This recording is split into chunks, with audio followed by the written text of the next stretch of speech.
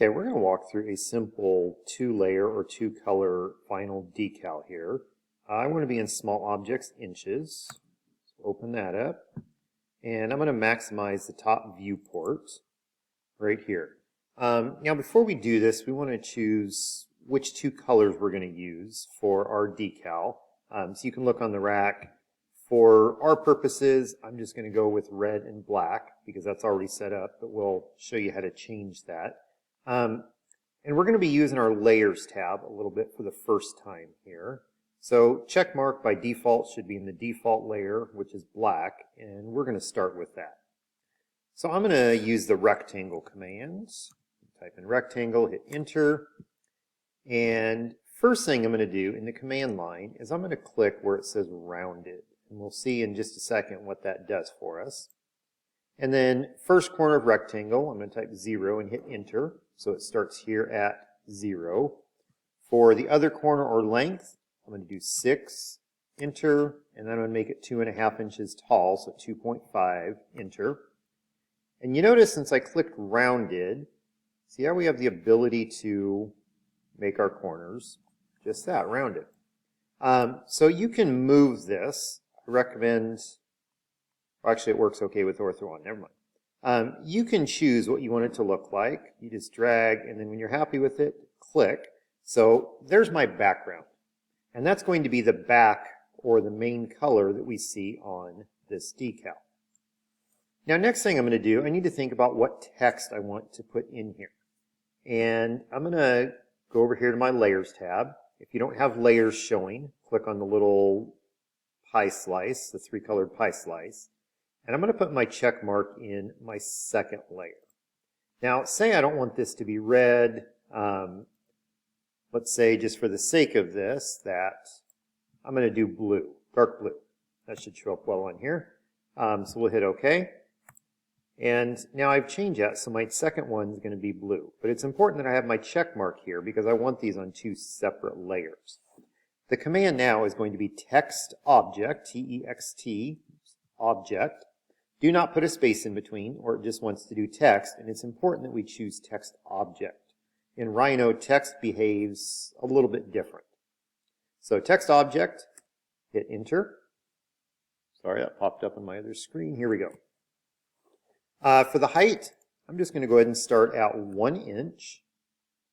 Okay, here in the middle, type something. Keep it short, like a name, a last name, something simple. Okay, that way it fits all in one line and there's not a tremendous amount of weeding at this point.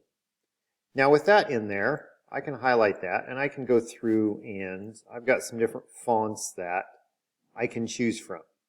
I recommend going with something that is bold, okay, and I guess for lack of a better word, blocky, because it's going to be easier to weed. You may have some on there that are a little fancier. Something like this one, that's going to be really difficult to weed because you have all these small little sections here. Okay? So text object, got the name in there. I'm going to, let's see. There's a good font. Now a couple things I want to make sure of. Here where it says output, I want to make sure that curves is selected. And then down here where it says group output, make sure the check mark is in that box. So curves and group output. And I'm going to hit OK. And then I'm going to bring that about to the middle of that rectangle that I made. Now you notice my last name here shows up in blue because I'm on this different layer. But you also notice that it extends beyond the side of this. So I'm going to click on it. Command is going to be scale, S-C-A-L-E. I'm going to type on or click on one end, click out to the right a little bit, and then drag it down so that it fits within there. Okay? So I have this on one layer, I have this on another layer. That's going to be important for when we cut. Now I want to make sure that I get these so that I can visualize it right, aligned. So I'm going to select both of those, and I'm going to type align. A-L-I-G-N. And up here in the command line, I'm going to click on concentric. Hit enter. or click on it and then hit enter. And what that does is make sure that it's aligned top to bottom and aligned side to side. So it makes the two so that they're centered on top of one another. Now, if I want to see what this would look like as a decal, I can click on my outside and make sure the check mark is in there, and I'm going to type hatch. Okay, and it makes that black. And then I'm going to click on my text, make sure the check mark is in that layer, type hatch. Oops, and I'm going to have to use send backward.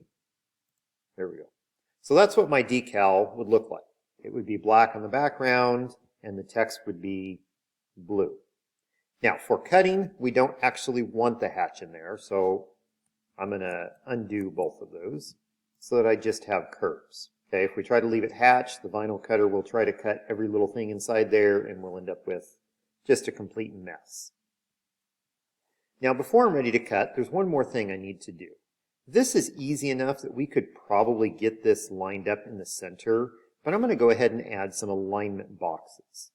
So it doesn't matter which layer I'm on here, first one or second one with that check mark, and I'm going to use the rectangle tool or command, and I'm just going to draw a couple of rectangles. Okay, we'll start with one right there. Instead of drawing another one, I'm going to highlight it, use Alt and Gumball to drag, and I want this just a little bit above and below my decal. And then I want to add ones to the other side, so I'm going to highlight that, hold Shift, select that one, use Alt, and I'm going to drag it just down to the other side. Okay. Now I want these boxes to cut out on both layers. Right now it's on the blue layer, so I'm going to need to select all of these. So click on that one, hold Shift, and click on the other four. And the layer that it's not on, so my default black layer, I'm going to go over here, I'm going to right click where it says default, and go down to copy objects to layer. Click on that. And when I do that, I'm probably not going to notice a difference. But if I turn off the layer, which I do by clicking on a little light bulb, right here, this is what's going to cut on my blue layer. If I put the check mark up here in default and turn off the blue layer, here's what's going to cut on my black layer. What these little boxes allow us to do is make sure that we get things lined up perfectly when we're assembling our decal. And then the nice thing about having this on different layers, when I'm ready to cut the black layer, I simply turn off the blue layer.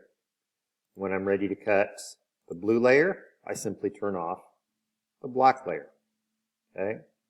Now, last thing I'm going to do, I made these 6 inches wide so we can do two side by side, just in case we have any goof ups here. So I'm going to highlight everything, use Alt and Gumball, and I'm going to drag this off to the side just a little bit. Like I did before, we'll do Control A and bounding box, and we have our dimensions for what we need to put in when we cut these on the vinyl cutter. So last step is going to be to save this. And then when it's done, when it's ready to cut, you'll bring it up to the vinyl cutter and we will get it cut.